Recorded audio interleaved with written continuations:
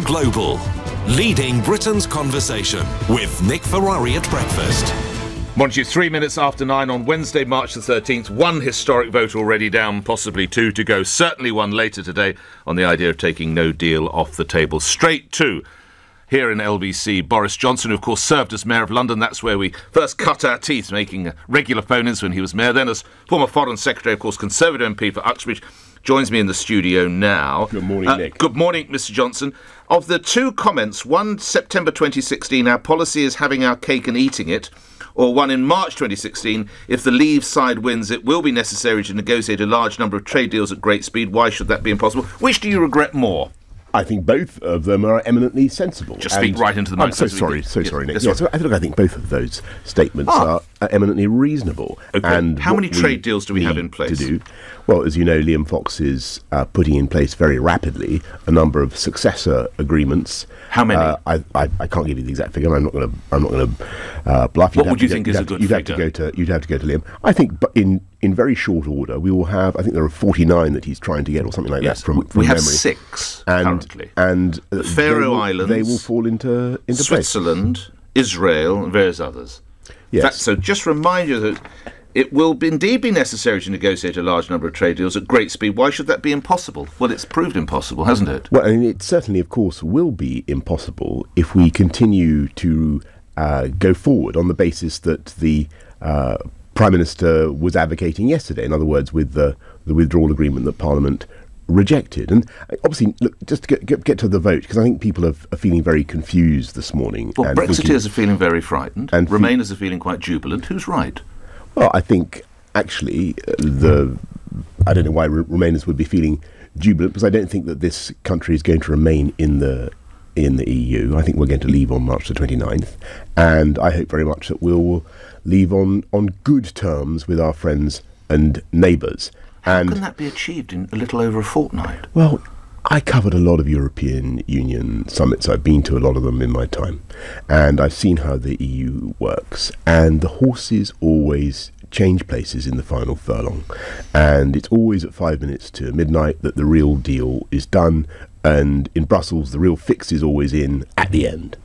And I am convinced that when they looked at what was going to happen in Parliament this week, they sucked their teeth and thought, this thing's going down again, we're not going to give them our final offer, let's wait and see. And don't forget, we've got a summit on March the 21st when the heads of state and government will get together, and they will have to consider then how to get a better arrangement with the UK. But Parliament has now decisively rejected the backstop arrangements, and for listeners who find this incredibly boring and technical, it is very important, because what it means is that you're kept in the customs union, you're kept in the single market, and you don't really get any of the upside of Brexit, and you become an economic colony in many ways of the EU. And clearly that's no basis on which to leave. So we need a better deal. But where's her currency? If the no deal is taken off the table, do you agree that the mood currently is that the no deal will be taken off the table this evening? Well, I think that would be a great mistake, Nick. But do you not recognise as a journalist of some stature at one point that is the mood at the moment? I think, irrespective of the mood, I think it would be a disastrous mistake. But say it does happen, where's her currency then? We need to keep that option on the table. We need to be able to have the maximum flexibility in the negotiations. There is no point at all in the UK government going to the talks in Brussels and saying we're not able finally to walk away. As it happens... This is possibly the chalice that you'll hand her. As it happens, the vote tonight... Well, I'm certainly not going to vote for that. Well, you voted against the deal. There's a picture of you chortling as you go through the lobby. Yes, for the reasons I've given. I think we need to do better than this, and it's not what people voted for in 2016. We need to come out properly and be able to take back control. But you do recognise, if you take no deal off the table, she's got nothing to negotiate. Let's examine what you mean by taking no deal off the table. Go ahead. If you vote no to no deal, logically speaking, you must have a deal in mind. But the only deal that we really know is going to be done is the deal by which the UK leaves the European Union on March the 29th as as ordained in the law of the UK and of the EU. And the key thing to do is to make sure that that parting is as smooth and orderly, as friendly as possible.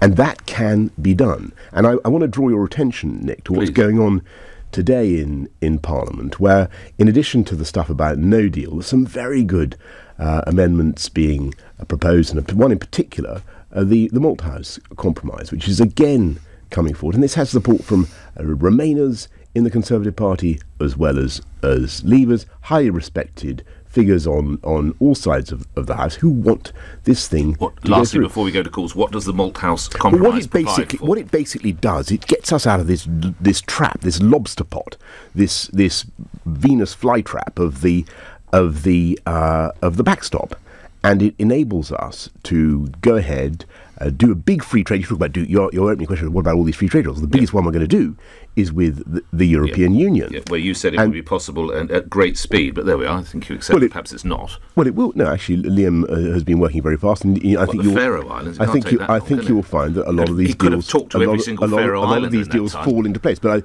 the crucial thing is, if you want to do free trade deals, you've got to have control of your tariffs. You've got to have control of your regulatory framework. You've got to have freedom to negotiate. And under this deal, under this withdrawal agreement, in this backstop, you can't do anything of the kind. That's the key point. And the Malthouse Compromise allows in a sentence, because we must get to calls. It's a very good way forward. It's supported by Remainers as well as Leavers. I mean, it has I have problems with it because it involves a long delay up to the end of 2021. It means we pay in a bit more money, but business has certainty. You have a long period in which you continue with the status quo, you continue with the existing rules and regulations, tariff schedules, quotas, and all the rest of it, until you've done that big free trade deal with the EU. And you don't have the backstop. You don't have that prison. All right, let's get to the calls. Will's in Enfield. You're through to Boris Johnson. Go ahead, Will. Morning to you.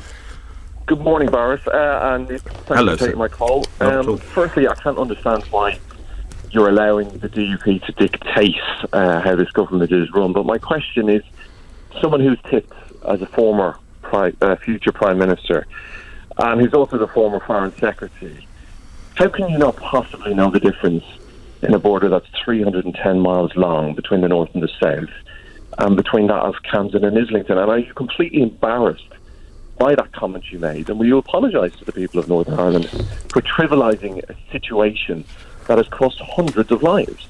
Well, I don't think anybody could conceivably want to trivialise or minimise the importance, the symbolic importance of that border.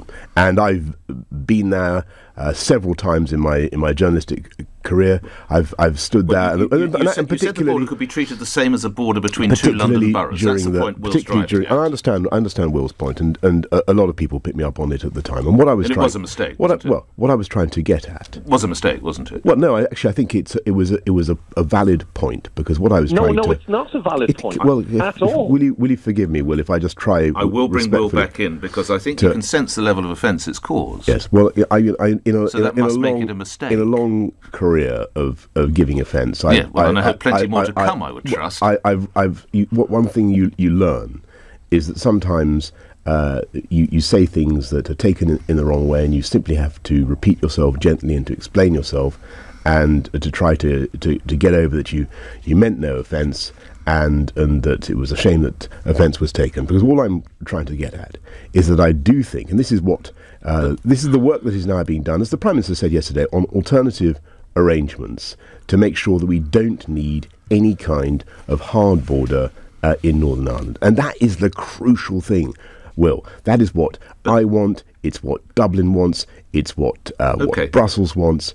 And all I was trying to say, from my own experience of running a transport network, is that there are ways of identifying vehicles crossing borders or crossing frontiers without necessarily checking them and stopping them. I think it's the offence that Will's getting at. Let's bring Will back into the equation. Will?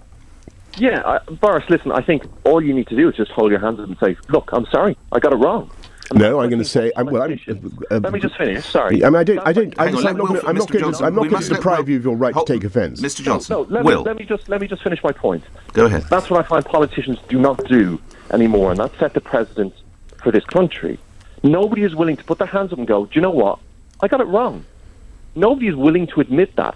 And that's why... Are you referring to the border? The borders between two boroughs or Brexit? As I said, even just with that comment, all it would have taken was Mr Johnson there to just hold his hands up and go, do you know what? I got that wrong. I apologise. Well, Boris Johnson. With great respect, Will, I've tried as gently as I can to explain what I meant, and I meant no offence and I meant no harm. I was simply trying to say that I think there are ways of sorting out the problem of checks at the frontier in Northern Ireland without needing to have any kind of hard border. That's all I was saying, and we must. And that was in no way. Will, I want to say, if you took offence, then I'm sorry. I'm really sorry that you're offended by what I said. But sometimes you've got to get your points across, and there are technical things that you can do. I think, from my experience, to make sure that you don't need a hard border in Northern Ireland. Thank you, Will. Paul in Tottenham. Must move on, Will. Thank you. Paul in Tottenham, your question to Boris Johnson. Paul, go ahead. Good morning. Good morning, both. Good morning, sir. My question is very, very simple, Mr Johnson. Yes. You campaigned for leave, and you made it abundantly clear that if we left, we would be better off by miles, and I see absolutely no evidence of that whatsoever. Well, Paul, I'm afraid we haven't yet left. And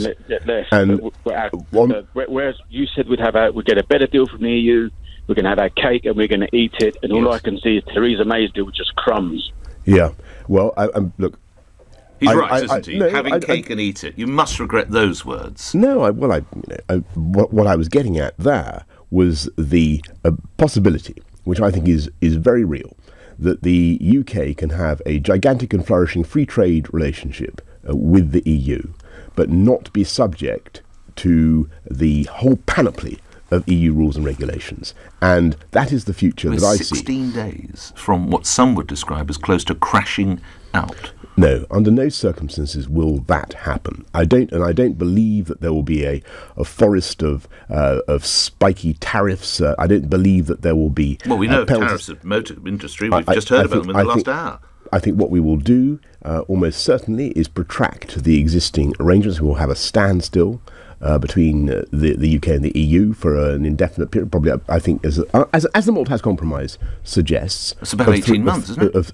3 years actually. 3 years, dear God. And that's having our cake and eating. In that period, we will be able to negotiate a big free trade deal, and I think that will be greatly to the advantage of the UK. We haven't negotiated it in the last 2.5 years. Why would we negotiate it in the next 3? Well, the reason we haven't negotiated in the last 2.5 years is because, the reason I resigned from the government is because we've taken, in my view, a catastrophic approach to the negotiations and decided to divide them in two, give away the money first, and then get on to the future. Paul?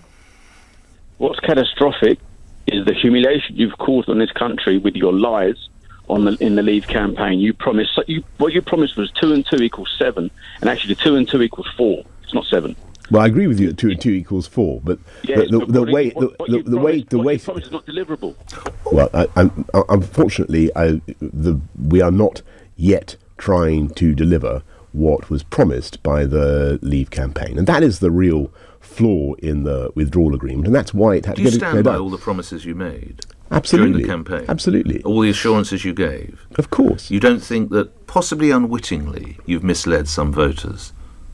Well, I don't think so at all. I think we were very clear that the option was to come out of the customs union, come out of the single market, do free trade deals, do a particularly big free trade deal with the EU, and to take back control of our money, borders and laws. And that was the campaign. The thousands of car workers who've lost their jobs, many of whom think, rightly or wrongly, it is as a result of the Brexit decision. What would you say to them? Well, I don't believe that it is because of the Brexit decision. And actually, if you look at before, so people who run Jaguar, you know more about car manufacturers than the man who runs Jaguar or the man who runs Bentley. If you look at the problems of the car manufacturers at the moment, you've got certainly in the case of the Japanese manufacturers, they've got an EU-Japan free trade deal now that is leading them to think of reshoring a lot of their manufacturing to Japan.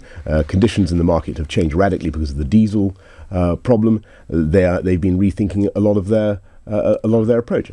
and if you listen to what they say, actually, they don't really factor Brexit in. And on the contrary, you're seeing continued substantial investments in this country. And I'd remind you that, contrary to what doomsters like Paul might say, employment in this country is at a record high. Well, not in the car industry. Unemployment is at a record low. Yes, not in the car industry. This country continues to make, I think, about 1.5 million cars a year. Yeah, tell that to the ones who aren't doing it. Which is more than we did in the 1970s, when car production was very high. We are a quite extraordinarily robust economy. This is the time for us to be talking ourselves up, believing in what we can do, rather than giving way to this sort of... And we're still in the European Union, of course, this self-pitying nonsense. We are a fantastically that fantastic car manufacturers while we were within the EU. Yes, and you have worked so hard to take us out of the EU.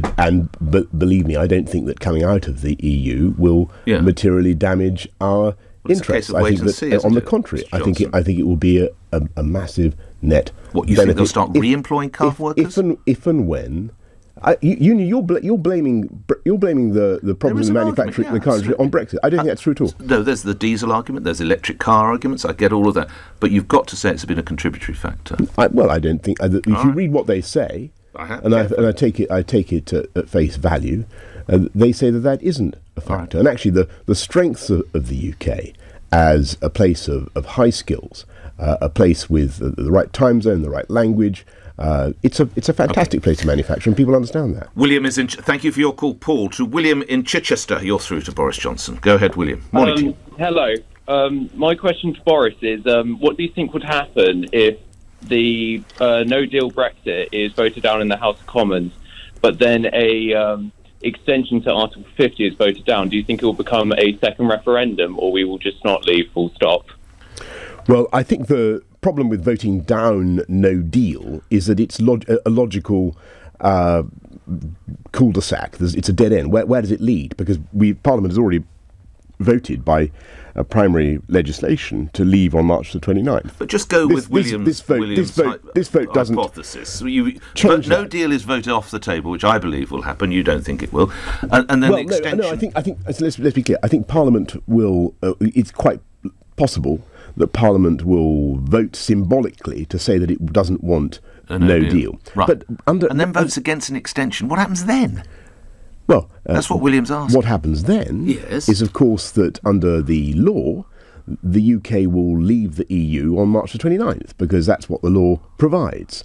But it's very important to grasp that this not voting for or voting to take no deal off the table, saying no to no deal, that doesn't really change anything unless you have a deal. And what I want people to understand is there will be, whatever happens, there will be a deal. There will be an arrangement by which the UK and the EU... And this is based on your work as the Daily Telegraph Brussels correspondent. You've got the whole nation resting on the balance of the fact that you were the reporter in Brussels, where you wrote stories about bananas. We are going to see the UK and the EU... Well, I'm giving you my honest view, which is that I don't think that the UK and the EU are going to part company without coming to some sensible arrangement. William, do you think Mr. Johnson's right? To protect businesses and citizens. I do agree with Mr. Johnson as a voter myself, but the thing I'm worried about personally is that if a extension is voted down, whether Theresa May, being a Remainer, will put forward the idea of a second referendum, which many MPs might agree with, being Remainers. Well, William, I don't think that a second referendum will command a majority in the House of Commons. I just don't think that's where MPs are right now. They don't want a second referendum. How would you feel if they did get it through? I think it would be very sad, because I think there would be an extreme reaction from the public. I think people would feel that it was outrageous that they're being consulted again in this way, when they mandated Parliament to get on and do it. And we're in this incredible position already, where the government, MPs, Parliament are refusing to go ahead and deliver what the people voted for. The people said very clearly, take back control of money, borders and laws. The deal that's on the table patently doesn't take back control of our laws. On the contrary, it hands over control of our laws. As for our borders, well, how can you take back control of your borders if your tariffs policy continues to be set by Brussels. So, this is not Brexit. It is not what people voted for. Nobody wanted to be in this position, but we can get out of it in very short order, I believe. Thank you, William. David in Paddington, you're through to Boris Johnson. David, go ahead. Morning, Boris. Morning. We all know that we're in this mess partly because Theresa had that ridiculous general election where she squandered the power and now needs the DUP. So why don't you be a man, stand up and go for the leadership now? David, because there is no vacancy, and that is not what people want. Believe me, what they want is to get Brexit done. They don't want you as leader, or they don't want a vacancy. They don't want... That is not... I believe the British public simply want... Are you saying they don't want a vacancy, or they don't want Boris Johnson as leader? What they certainly don't want is to see any change in the leadership now. But do they don't want ever to see Boris Johnson, or they might one day? Frankly, I have no idea, nor do I study these matters. But what I can tell you is that they want the Prime Minister to deliver a better deal than the one she's produced. And I think that there is a very good chance that we will. And what makes you say that? The poor woman can't even be heard, virtually can't be heard. She seems to still think there's life in her deal. She's in office but not in power, isn't she? No, I think she has... describe her power to me. It's a free vote tonight. Well, I do think that is absurd. And why? Because I think this is a fundamental matter of government policy, whether or not you're going to disable your negotiators by saying that you're willing to walk away from the table or not. If you're not able to walk away from a negotiation, how on earth what's your negotiating leverage? But if the Prime Minister can't control her cabinet, how can she control the government and the country? Well, I think quite frankly, she needs to tell her cabinet that they put up or shut up, and it's absolutely absurd. This is a terrible mistake. The British government. I think it's. I'm sincerely worried about this psychology that you have to have free votes on something that is of such importance to the country. And after all, it's her own negotiating position that she's undermining. If you take away no deal, that's she's the person who needs to have that. The trouble is, of course, many of her cabinet will walk out. This is the reality. Well, would they really? Well, you did. Yeah, but I mean, let's put them to the test. You don't think folks such as Amber Rudd and others would exit? I don't. I think they would discover pressing reasons why the country demanded that they remain in office and continue to luxuriate in their ministerial limos. Quick response from David.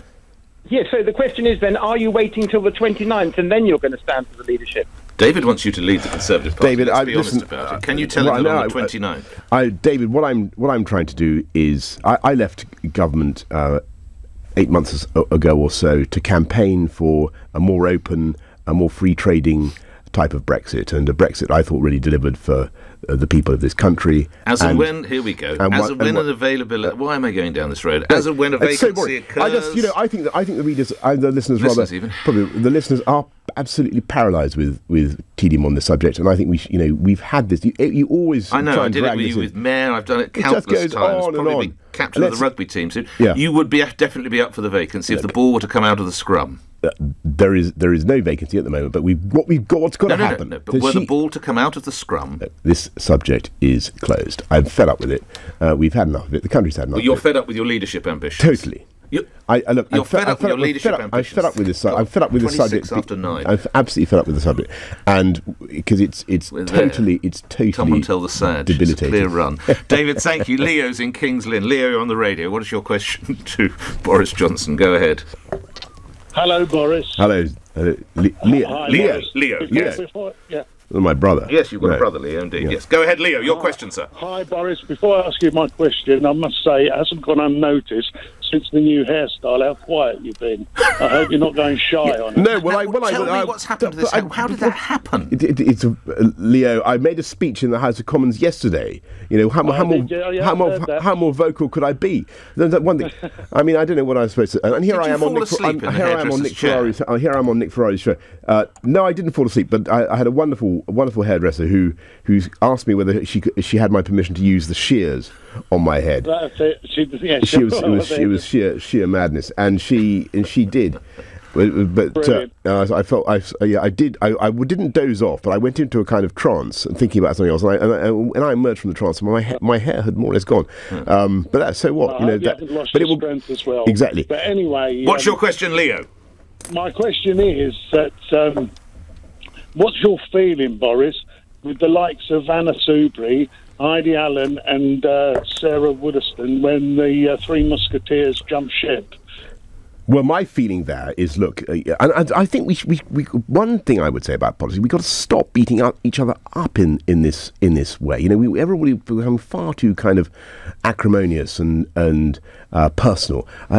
Anna is a great conservative. She's done all sorts of good things when she was a government minister. I wish her every possible success in her career on the TIG independent group. I mean, I think, why isn't she the leader, by the way?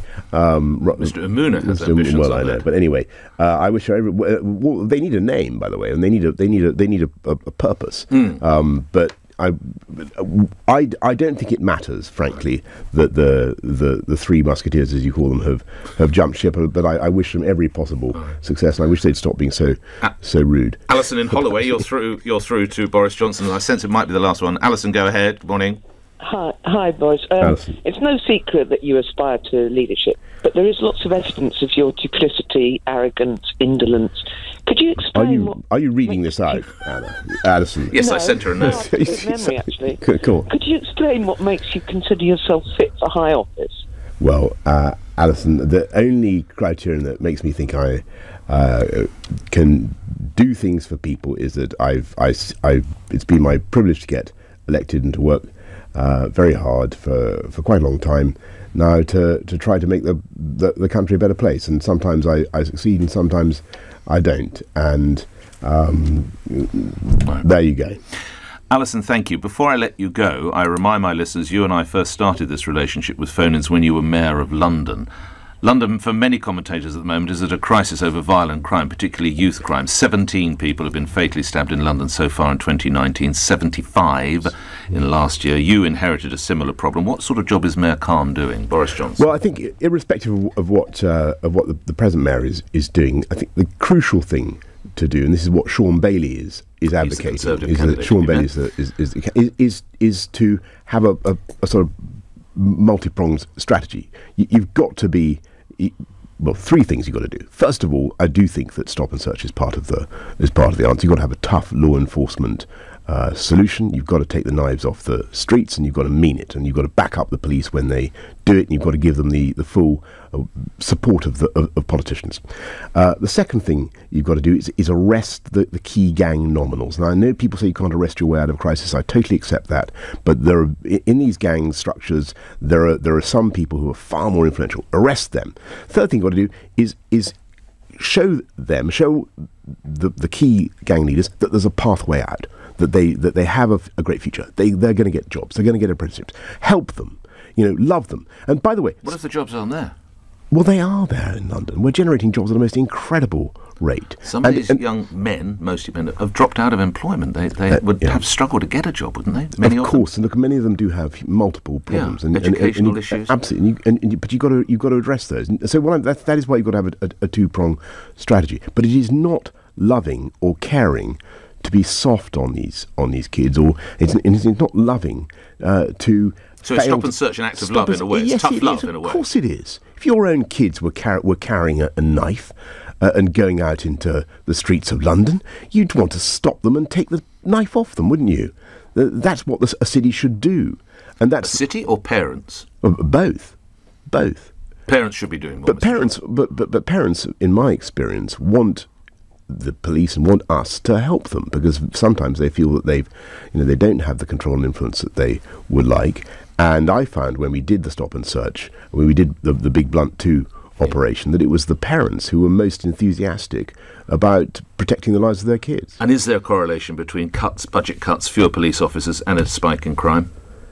I think that it's about keeping numbers high on the streets is certainly important, but the question is where you spend the money and where you deploy the officers. And one comment I would make is I think an awful lot of money, an awful lot of police time now goes into these historic offences and all this malarkey, and 60 million pounds I saw was being spaffed up the wall on some investigation into historic child abuse and all this kind of thing. I mean, what on earth is that going to do to protect the public now. What the people want is to see officers out on the streets doing what they signed up to do. And we left an awful lot of money in the kitty for So is the mayor doing the right thing? I don't know. I read an awful lot about the money that's being spent on press officers and staff in City Hall and so on.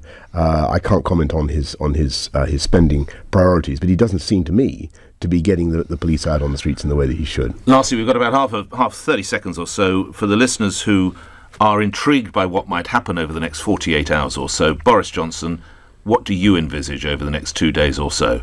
Well, I think that actually not much will change. I think that it all depends on what the Prime Minister and the government want. They cannot just sit by and pretend that taking no deal off the table is a matter of indifference, or extending Article 50 is something over which they have no opinion. I think whether Parliament wants to extend Article 50 or not, we should come out, and under law we do come out, on March the 29th. I hope that this government will take its responsibilities, show leadership, and go back to Brussels, come up with an arrangement on the lines of the Malthouse Compromise, which, as I say, is not ideal for me, but commands support across the House and certainly across the Conservative Party. Do a deal on that basis and take this country out in the way that was promised to the British people. That's the way forward. Boris Johnson, thank you for your time appearing here on LBC Where News is Next.